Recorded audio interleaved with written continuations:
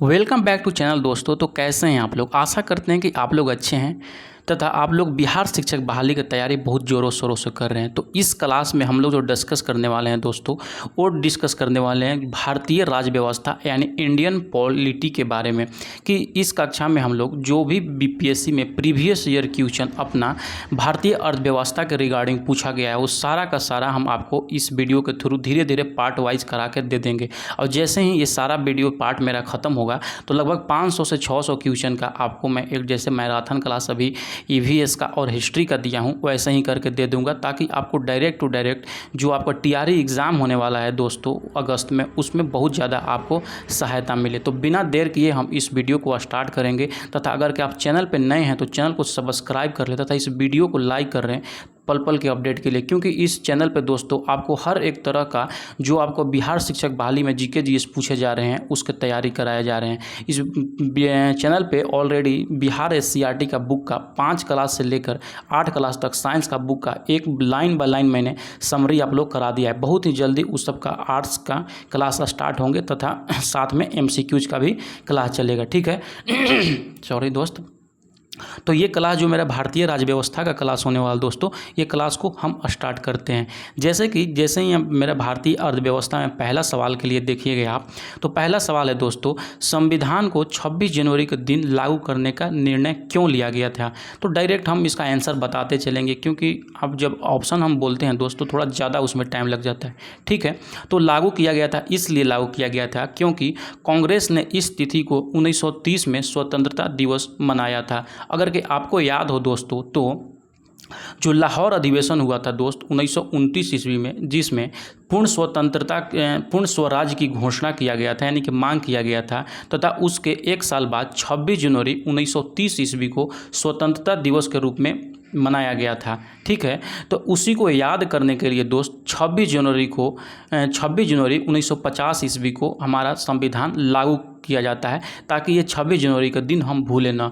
ये जो लागू करने का ये डेट था, इससे पहले भी लागू हो जाता है, लेकिन जब भारत आज़ाद हुआ तो वो आज़ाद हो गया मेरा 15 अगस्त 1947 ईस्वी को। तो उसके बाद जो इस डेट को हम लोग भूले नहीं, इसीलिए जो संविधान लागू किया गया, जैसे कि आपको पता होगा संविधान पहले ही बन के रेडी हो गया था, लेकिन लागू किया गया था 26 जनवरी को, इसी वजह से कि हम ये 26 जनवरी को डेट को भूले नहीं, ठीक है। अब नेक्स्ट सवाल की तरफ बढ़ते हैं। नेक्स्ट सवाल है दोस्त मेरा यहाँ पे, भारतीय संविधान में शामिल है, तो आप बता सकते हैं कितने आर्टिकल्स है, कितने भाग और कितने सूचियां हैं? तो इसका जो सही आंसर होगा दोस्तों, वो 395 अनुच्छेद हैं, 22 भाग हैं और 12 अनुसूचियां हैं, ठीक है। उसी तरह अगर के नेक्स्ट सवाल की तरफ हम चलते हैं, तो नेक्स्ट सवाल दोस्तों मेरा यहाँ पे जैसे कि आप देख सकते हैं, नेक्स्ट सवाल है कि भारतीय संविधान में हैं, यानी कि भारतीय संविधान में कितने आर्टिकल्स हैं?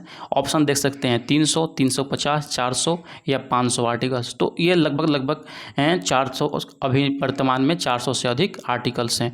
आशा करता हूँ इतना आप लोग समझ गए होंगे। उसके बाद जैसे ही नेक्स्ट मतलब सवाल की तरफ हम बढ़ते हैं, तो नेक्स्ट सवाल है मेरा सवाल नंबर 4 दोस्तों।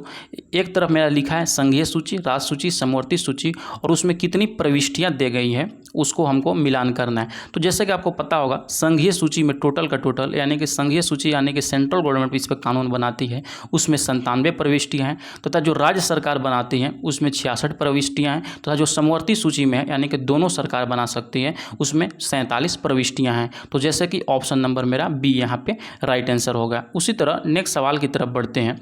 नेक्स्ट सवाल दोस्त यहाँ पे मेरा है कि निम्न शब्दों पर विचार कीजिए तथा सही शब्दों को विचारानुसार क्रम में रखिए। तो आप जैसे कि देख सकते हैं ये सारे चीज़ों को आपको सही ढंग से सजाना है कि जो हमारा जो प्रस्तावना है उसमें कौन सा शब्द पहले आता है। तो जैसे कि आप जब प्रस्तावना आप पढ़िएगा तो उसमें सबसे पहले जो आता है वो आता है दोस्त यहाँ पे सार्वभौमिक आता है, उसके बाद समाजवादी आता है, उसके बाद जो दोस्तों आता है धर्मनिरपेक्ष आता है, उसके बाद प्रजातांत्रिक आता है, यानी कि जो मेरा यहाँ पे ऑप्शन नंबर ए राइट होगा, ठीक है। जैसे कि देख सकते हैं 2008 पीसीएस में पूछा गया सवाल है।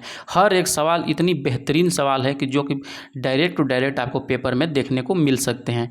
उसके बाद नेक्स्ट सवाल की तरफ जब चलते हैं दोस्तों, तो नेक्स्ट सवाल यहाँ पे मेरा है कि भारतीय संविधान की प्रस्तावना में समाजवादी शब्द कब जोड़ा गया था। तो आप जैसा देख सकते हैं जो समाजवादी शब्द जोड़ा गया था दोस्त, वो जोड़ा गया था 42वां संविधान संशोधन 1976 ईस्वी में।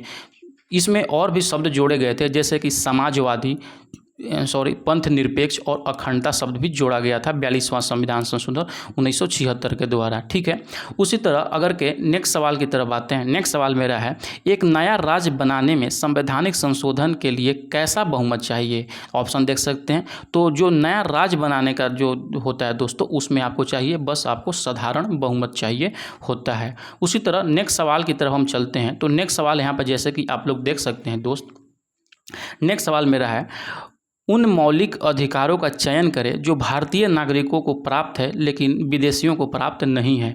तो ऐसा मतलब राइट बताना है जो कि केवल भारतीयों को प्राप्त है।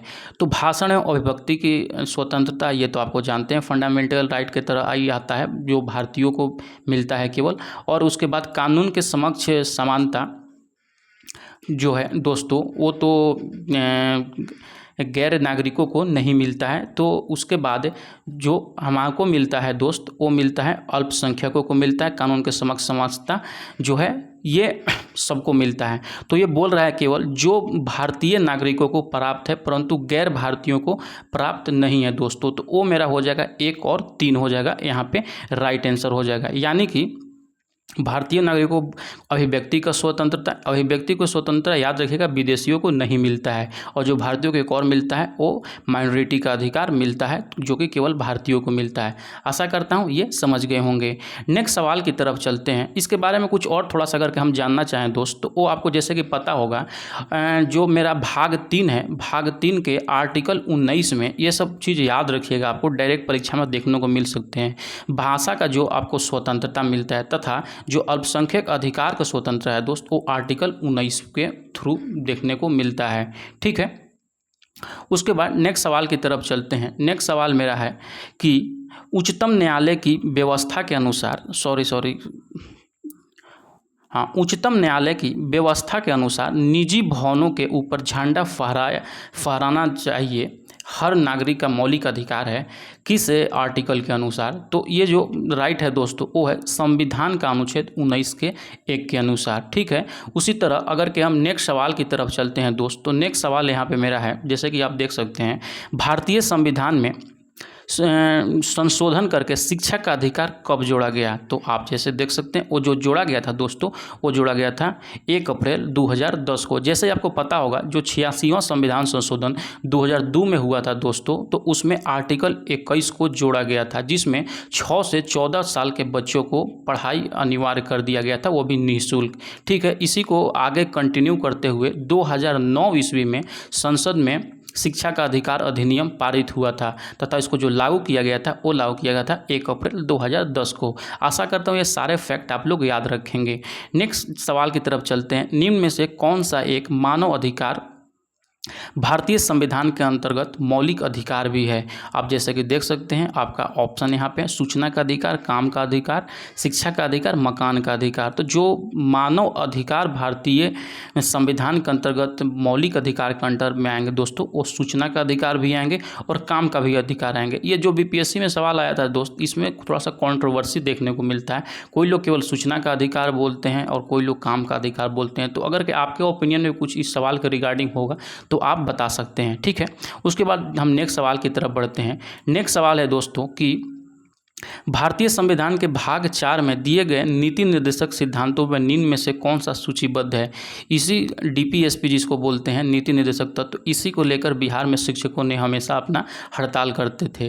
तो इसका जो राइट आंसर हो जाएगा दोस्त, वो हो जाएगा मेरा यहाँ पे सामान्य कार्य के लिए समान वेतन तथा सामान्य नागरिक संहिता। ये दोनों डीपीएसपी यानी कि नीति निर्देशक तत्व के अंतर्गत आता है। इसके बारे में थोड़ा सा हम जानना चाहें तो भाग 4 है जो भारतीय संविधान का, उसमें नीति निर्देशक तत्व के बारे में बताया गया है तथा आर्टिकल 44 में जो है वो समान नागरिक संहिता के बारे में बताया गया है। तो आप ये दोनों याद रखें। तो इसका जो राइट आंसर हो जाएगा दोस्त, मेरा option number B right answer होगा। नेक्स्ट सवाल की तरफ चलते हैं। नेक्स्ट सवाल मेरा यहाँ पर दोस्त है कि भारत के संविधान में मौलिक कर्तव्य किस संविधान संशोधन के द्वारा जोड़ा गया था? तो अब जल्दी से बताएं किस संविधान, ये सब लोग जानता है कि 42वां संविधान संशोधन 1976 के द्वारा ये मौलिक कर्तव्य को हमारा जोड़ा गया था। नेक्स्ट सवाल की तरफ चलते हैं दोस्त। नेक्स्ट सवाल है मेरा यहाँ पे कि भारत के राष्ट्रपति अपनी शक्तियों का प्रयोग करते हैं, ऑप्शन देख सकते हैं। तो वो जो करते हैं सीधे करते हैं या अपने अधीनस्थ अधिकारियों के द्वारा करते हैं। तो ये यहाँ पर छोटा सा याद रखिए कि जो भारत का राष्ट्रपति है उनका उल्लेख आर्टिकल 52 में मिलता है कि भारत का एक राष्ट्रपति होगा। ठीक है, नेक्स्ट सवाल की तरफ बढ़ते हैं। मेरा नेक्स्ट सवाल है दोस्तों, यदि राष्ट्रपति तथा उपराष्ट्रपति का पद खाली हो तो भारत का राष्ट्रपति का पद कौन संभालेगा? तो लाजमी सी बात है, जब राष्ट्रपति और उपराष्ट्रपति नहीं होते हैं तो भारत का मुख्य न्यायाधीश ये संभालता है। तो जैसे कि आपको पता होगा आर्टिकल 65 में दिया गया है कि अगर किसी कारणवश राष्ट्रपति और उपराष्ट्रपति दोनों के पद खाली रहते हैं तो उसके जगह पे जो भारत का मुख्य न्यायाधीश होगा वो कार्यभार संभालेगा। अगर यहाँ पे भारत का मुख्य न्यायाधीश भी नहीं हो तो उसका जो अधीनस्थ होते हैं, मतलब वहाँ पे मोस्ट सीनियर जो न्यायाधीश होंगे वो कार्यभार संभालेंगे। ठीक है, उसके बाद नेक्स्ट सवाल है दोस्त, यहाँ पे भारत श्रीमती प्रतिभा पाटिल का भारतीय गणतंत्र के राष्ट्रपति के रूप में क्रम है। तो क्रम था क्या? 12वां क्रम था। ये ओल्ड क्वेश्चन हो गया है, थोड़ा सा लिख दिया इसमें मैं। उसके बाद नेक्स्ट सवाल है की तरह यहाँ पे चलते हैं। एक विधेयक जो संसद में प्रस्तुत किया जाता है कैसी क्रिया के बाद अधिनियम बन जाता है? तो जैसे ही आपको पता होगा कोई भी कानून बनने के लिए पहले लोकसभा से, राज्यसभा से, उसके बाद राष्ट्रपति का उस पर सिग्नेचर जैसे ही हो जाता है तो कानून बन जाता है। तो इस पर मेरा राइट आंसर हो जाएगा, जब राष्ट्रपति अपनी सहमति दे दे तो वो कानून बन जाता है। ठीक है, उसके बाद जैसे ही नेक्स्ट सवाल की तरफ हम चलते हैं दोस्तों। नेक्स्ट सवाल यहाँ पे मेरा है कि मोहम्मद हामिद अंसारी भारत के उपराष्ट्रपति थे, कहवा थे? तो वो 12वां उपराष्ट्रपति थे, आप लोग सबको पता होगा। उसके बाद नेक्स्ट सवाल की तरफ चलते हैं। नेक्स्ट सवाल मेरा यहाँ पे दोस्तों है कि भारत सरकार का कौन सा अधिकारी सदस्य न होते हुए भी भारतीय संसद के कार्यवाही में भाग लेने का अधिकार रखता है? तो वो जो होता है दोस्त वो होता है अटॉर्नी जनरल, जिसको महान्यायवादी भी बोलते हैं। जो भारत का महान्यायवादी होता है दोस्तों वो संसद का सदस्य तो नहीं होता है लेकिन उसमें बोलने का उसको अधिकार होता है। ठीक है, उसमें वो मत का यानी कि वोट देने का इसको अधिकार नहीं होता है, लेकिन वो संयुक्त संसद के बैठक में भाग ले सकता है।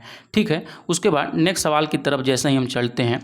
नेक्स्ट सवाल है हमें यहाँ पे, एक गैर सदस्य के रूप में संसद में किस एक सदन की कार्यवाही में भाग ले सकते हैं? तो जैसे कि अभी तुरंत हम बताएं वो है महान्यायवादी। ठीक, उसके बाद नेक्स्ट सवाल है कि एक एमपी की सीट को रिक्त घोषित किया जा सकता है यदि वह संसद में लगातार कितने दिनों तक अनुपस्थित रहता है? तो वो अगर लगातार 2 महीने तक अनुपस्थित रहता है दोस्तों तो उसको अनुपस्थित घोषित कर दिया जाएगा। उसके बाद है राज्यसभा में होते हैं, राज्यसभा में कितने सदस्य होते हैं ये आप सब लोग जानते हैं कि जैसे 250 जो सदस्य होते हैं टोटल, जिनमें 12 सदस्य जो होते हैं दोस्त वो राष्ट्रपति द्वारा मनोनीत होते हैं। ठीक, उसी तरह नेक्स्ट सवाल की तरफ बढ़ते हैं। नेक्स्ट सवाल यहाँ मेरे है हमारे संविधान के अनुसार राज्यसभा का कार्यकाल कितने कार्यकाल होता है?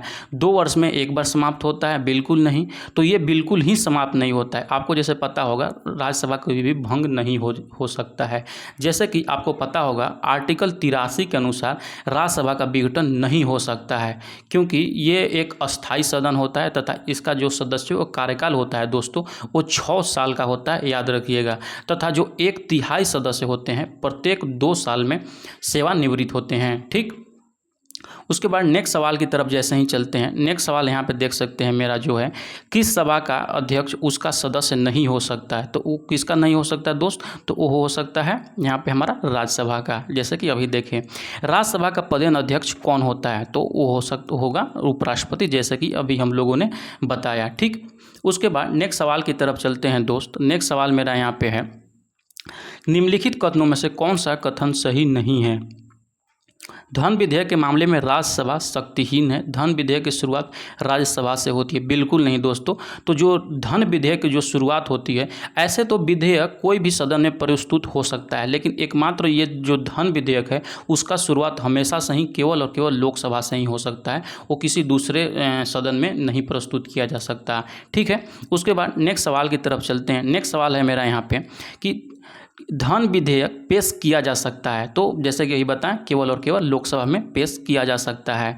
नेक्स्ट सवाल की तरफ चलते हैं। नेक्स्ट सवाल मेरा दोस्त यहाँ पे है कि लेखानुदान जो है वो बना हुआ है, तो इसको जो क्या बोलते हैं लेखानुदान को दोस्तों, तो वो बना हुआ है केवल बजट पारित लंबित होने के कारण निधि आवंटन हेतु बनाया गया है लेखानुदान। ठीक, उसके बाद नेक्स्ट सवाल की तरफ चलते हैं। नेक्स्ट सवाल है मेरा कि लोक लेखा समिति अपनी रिपोर्ट किसको प्रस्तुत करता है? तो जैसे आप लोग सब लोग जानते होंगे कि जो लोक लेखा समिति का रिपोर्ट होता है दोस्तों, वो लोकसभा स्पीकर को अपना रिपोर्ट पब्लिश करता है। और कि लोक लेखा समिति के बारे में थोड़ा सा इम्पोर्टेंट हम बात जानने चाहें तो लोक लेखा समिति में दोस्त टोटल का टोटल 22 सदस्य होते हैं, जिसमें लोकसभा का 15 सदस्य होते हैं तथा 7 सदस्य जो होते हैं वो राज्यसभा के होते हैं। जो ये बनाया गया है, इसका जो मुख्य उद्देश्य होता है दोस्तों कि जो भी व्यय हो रहा है, अगर कि वो नाजायज़ खर्चा हो रहा है यानी कि दुरुपयोग हो रहा है, तो इस बात को वो जाकर संसद के सामने ये बता सकता है। तो ये टोटल ये क्लास मेरा पॉलिटी के क्लास का पहला क्लास था। कैसा लगा क्लास आप ज़रूर से ज़रूर कमेंट सेक्शन में बताएं दोस्तों कि ये कैसा लगा क्लास, तथा अपना फीडबैक ज़रूर दें तथा अपना पढ़ाई जारी रखें। मिलते हैं नेक्स्ट वीडियो के साथ, तब तक के लिए बाय बाय।